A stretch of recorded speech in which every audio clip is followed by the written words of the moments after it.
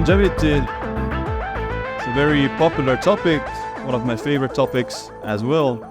But as I'm going to unravel in my speech, there's a few shortcomings in the way we think about longevity. And the purpose of my speech is to help you to identify this flaw and overcome it. But I'm going to start with one of the biggest miracles of modern medicine, which is the gradual increase in average human life expectancy over the past few centuries. So as you can see from this graph, back in the 18th century, the average human life expectancy was around 40 years of age, whereas nowadays it's above 70.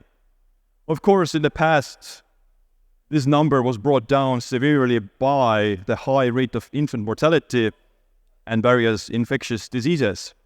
But you can still see that over the past few decades even, the average life expectancy has increased, and we are generally living longer across the entire world, no matter where you're living from. There's just, some differences between different regions. The issue is that it's been identified that there's a massive gap between our current life expectancy and our current maximum human lifespan and the health-adjusted life expectancy. So this particular study, back in 2020, the global average life expectancy was 73.2 years. But what has been found is that the health-adjusted life expectancy, which refers to the length of your life disease-free, was only 64 years.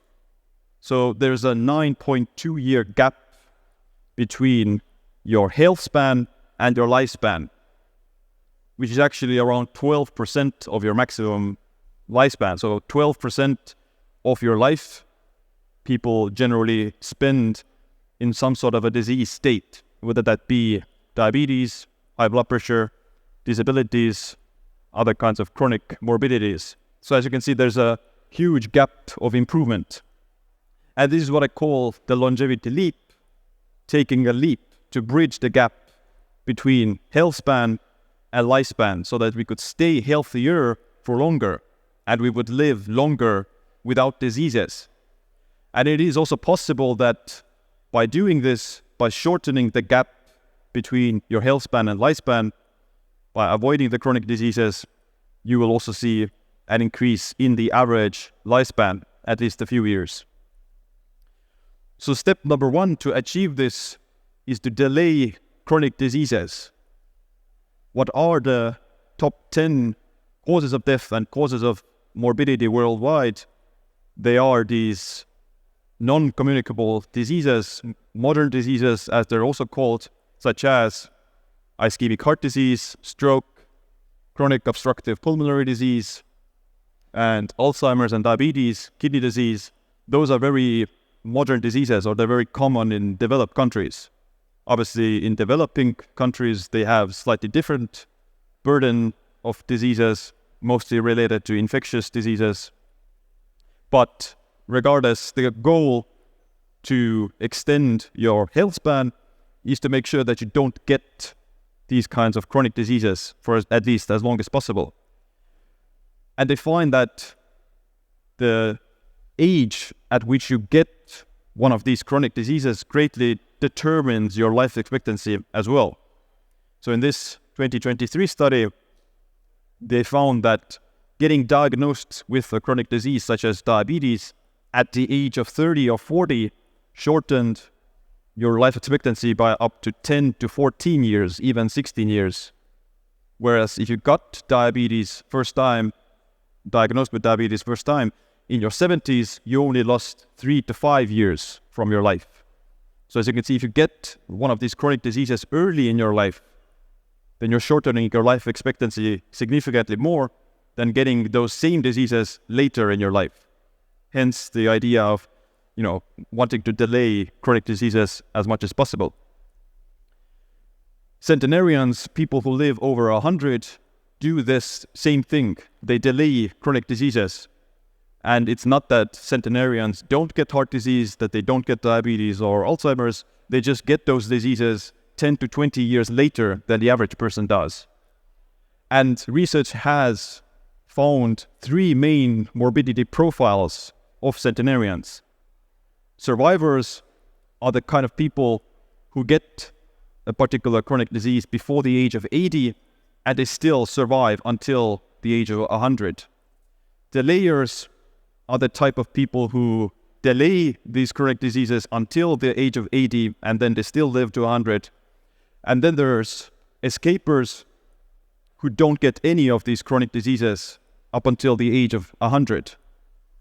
And 87% of centenarian men and 83% of centenarian women belong to either the delayer or the escaper group. So there is some survivors among centenarians, some centenarians who have these chronic diseases for decades, but they're a small minority. So there's a huge importance in making sure that you don't pretty much get diagnosed with these chronic diseases early in life, and you want to delay them as much as possible and potentially even escape them. That's the optimal scenario. A good case study to exemplify this is the longest living man in history, Jerome Kimura. He lived to 116 years, and he lived all his life pretty much disease-free. He didn't have any chronic diseases, but he did get diagnosed with kidney disease when he was 113 years of age. And the last 6 months of his life, he experienced 3 heart failures. So he got hospitalized for heart failure 3 times in the last 6 months of his life, which is actually, the optimal way you want to die. You don't want to get these chronic diseases and carry them for decades.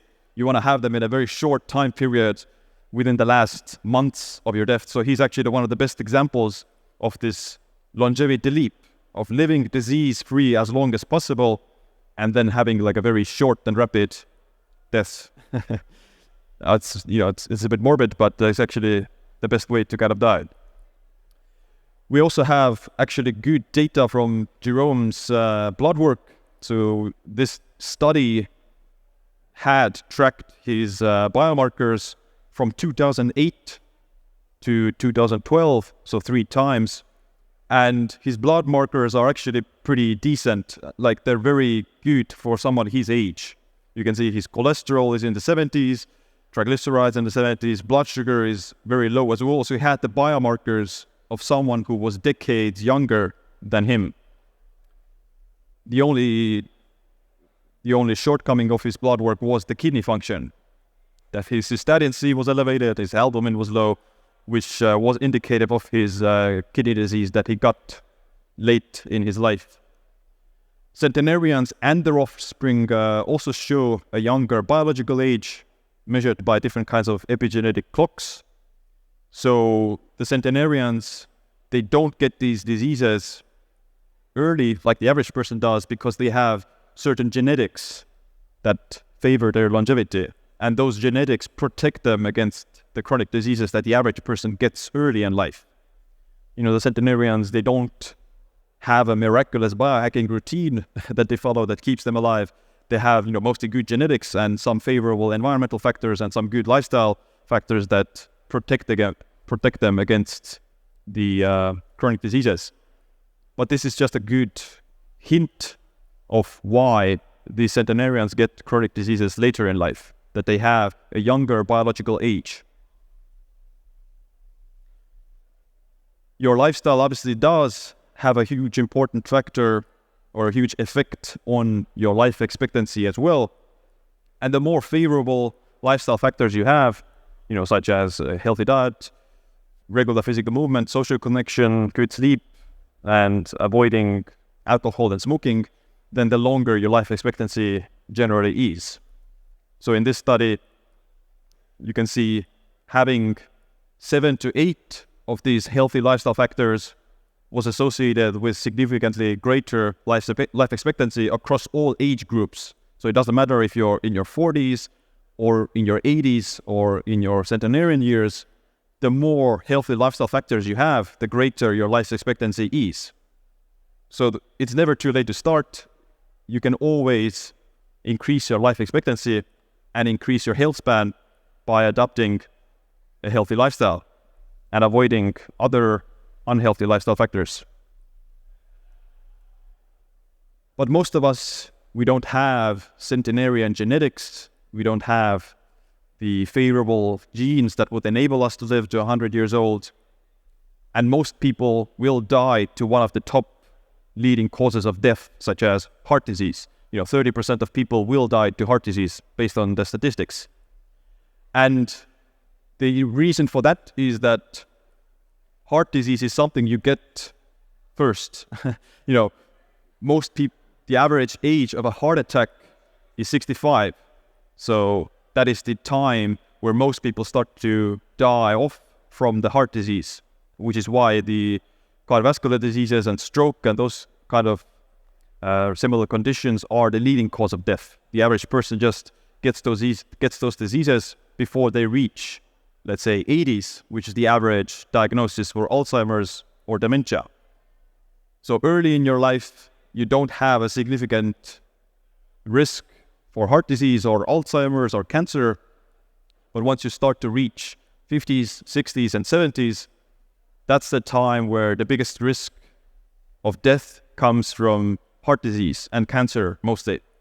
After the age of 80, that's where the Alzheimer's risk takes over slowly. And only if you reach the age of 100, you could, technically say that the cause of death was age. Like Jerome, he technically died because of heart failure and he had kidney disease as well. But his, organs started to fail because he was so old. He reached the maximum human lifespan, if that makes sense. But the average person never reaches that. So if you want to live to 100, you have to make sure that you don't get heart disease in your 60s.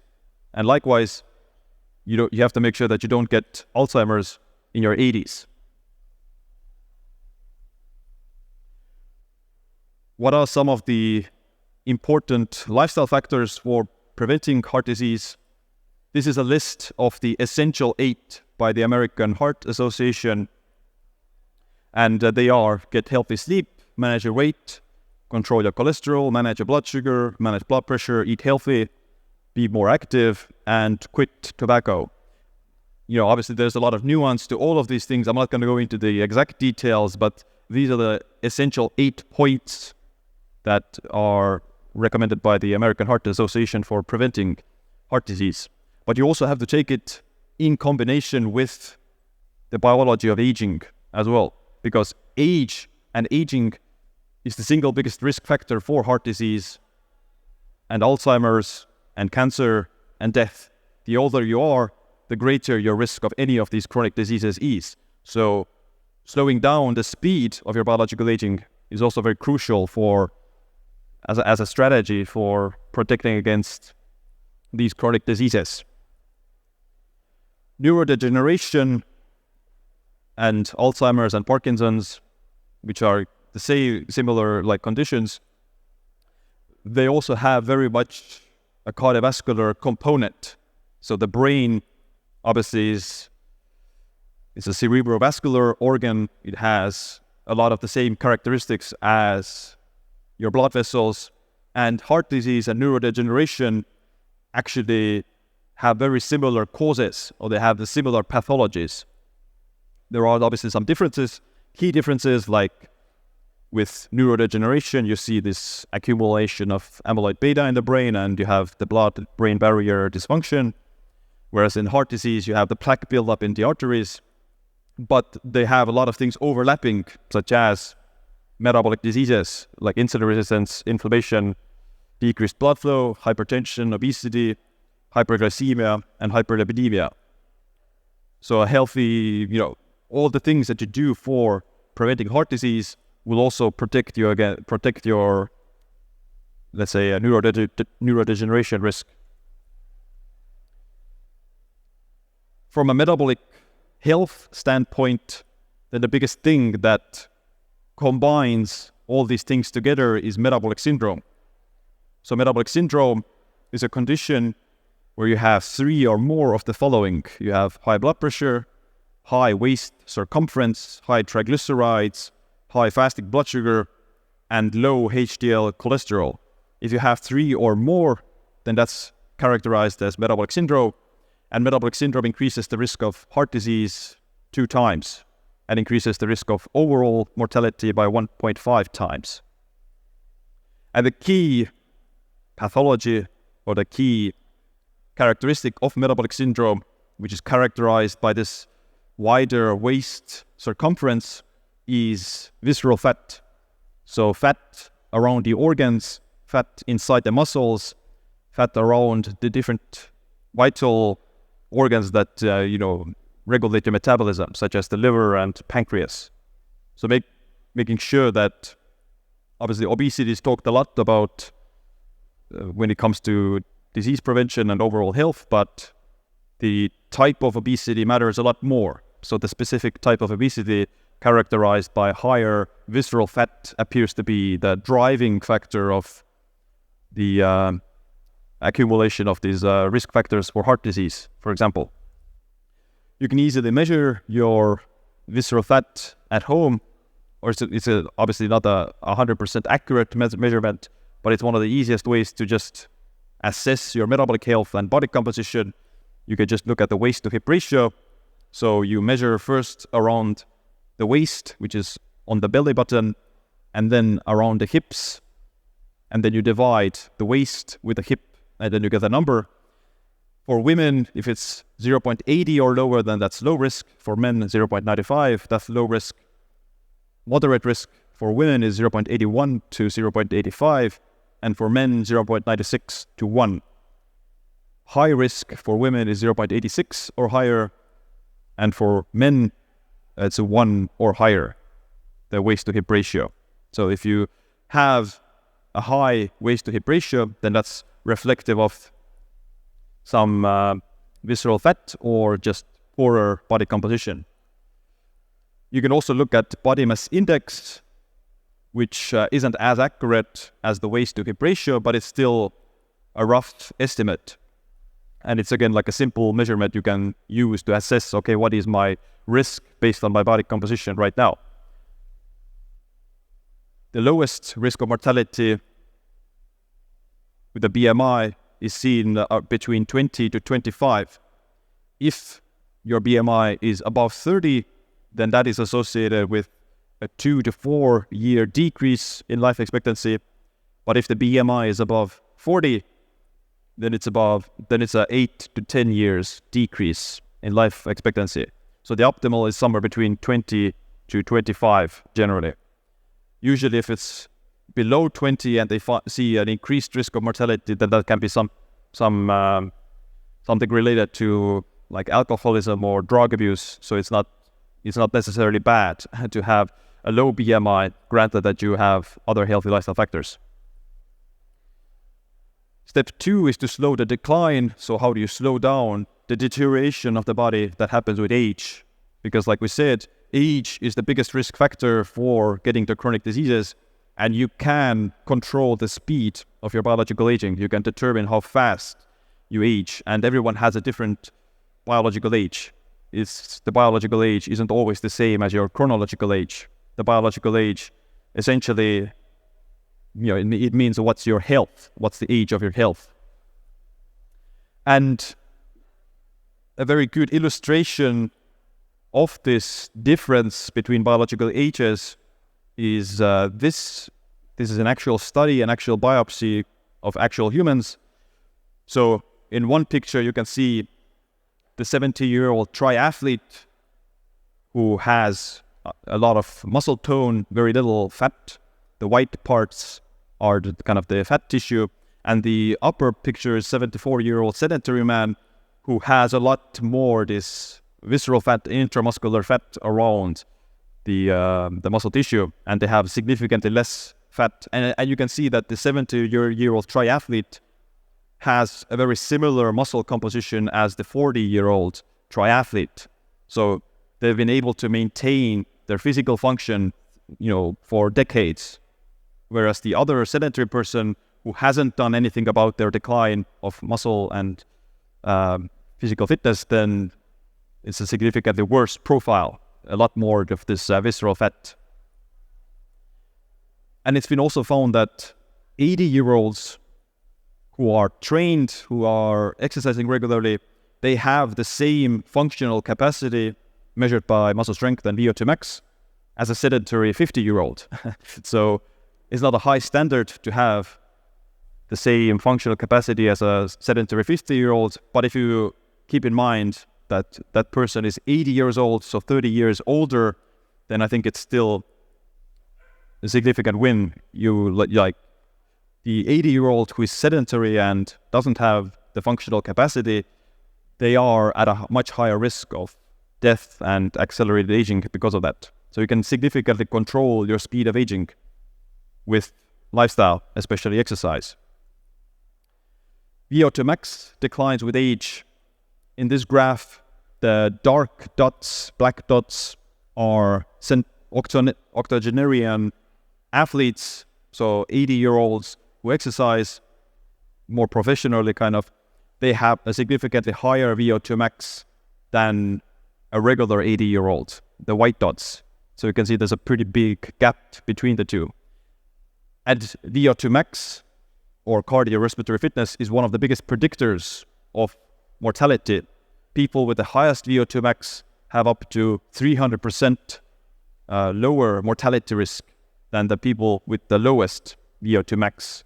So maintaining cardiorespiratory fitness that goes down with age significantly increases your longevity and reduces your risk of chronic diseases and mortality. Smoking usually increases your risk of mortality by 2 to 3 times, so like 200%, but having poor cardiorespiratory fitness increases it by 300%. So smoking is actually better for you than being unfit. Obviously, smoking is bad, but not having cardiorespiratory fitness is worse than smoking, based on the studies.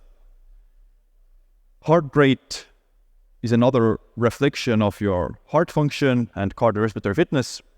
But with age, you see that your heart rate, resting heart rate, increases. And the higher your resting heart rate, the bigger your risk of mortality also is. So every 10 beat increase in your resting heart rate above 45 beats per minute is associated with 9% increased mortality risk. So someone who has a resting heart rate of 80 or above has up to 45% higher risk of mortality compared to someone who has a resting heart rate of 45. So the lower the better. And if you have a lower resting heart rate, then that's obviously better for your mortality risk, but it's also a sign of biological youth, because with age, your resting heart rate increases. What are the things that affect your resting heart rate? Body mass index again. So being overweight, having too high of a body mass index is associated with increased resting heart rate, and not sleeping enough. If you sleep less than 7 hours, then that's associated with increased resting heart rate. So the optimal amount of sleep is 7 to 8 hours for adults generally. Heart rate variability is another thing reflective of heart function that declines with age. And when you're young, you have a pretty high HRV, but with age, that decreases. Obviously, all the healthy lifestyle factors contribute to your HRV, like exercise and good diet, but daily steps in a linear fashion increase your HRV. So the more steps you take per day, even up to 15,000, 17,000 steps a day, that increases your HRV. Muscle goes down with age, similar to VO2 max. So your muscle and strength peak in your adulthood, and after that there's a decrease. How fast you decrease depends a lot on your lifestyle. Having low muscle mass increases your risk of mortality by 23 to 35%, but having low muscle strength increases that risk by 98 to 182%.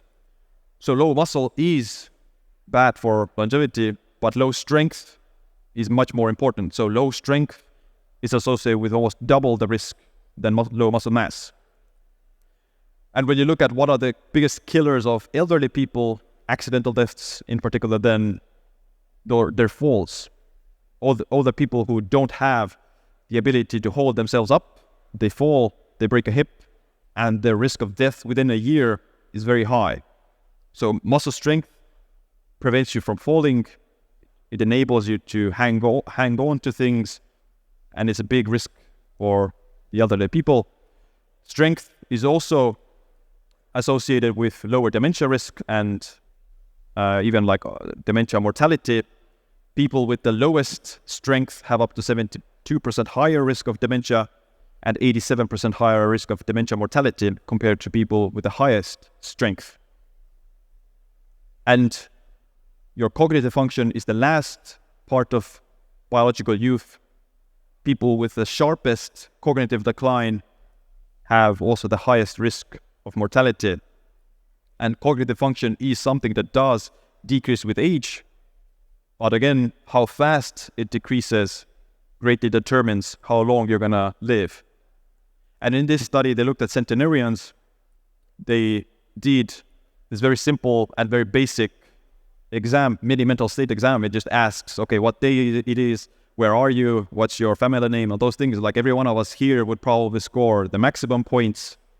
But what they found among the centenarians is that those individuals who scored 26 out of 30 had 17% increased mortality because, obviously they're centenarians still. But those who scored less than 26 points, so they got,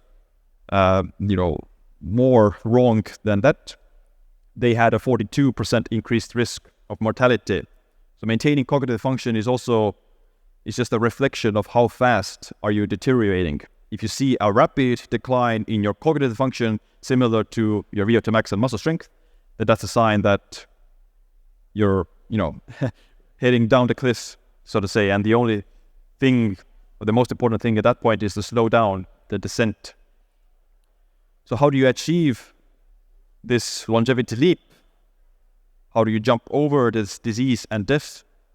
Is to maintain physical health, cognitive function, youthful biomarkers that would resemble a lower biological age.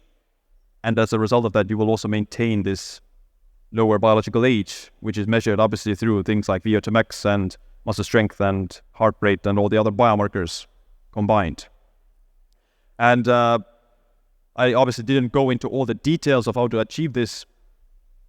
This is going to be the topic of my next book. It's not ready yet, but you can sign up for the updates at thelongevityleap.com.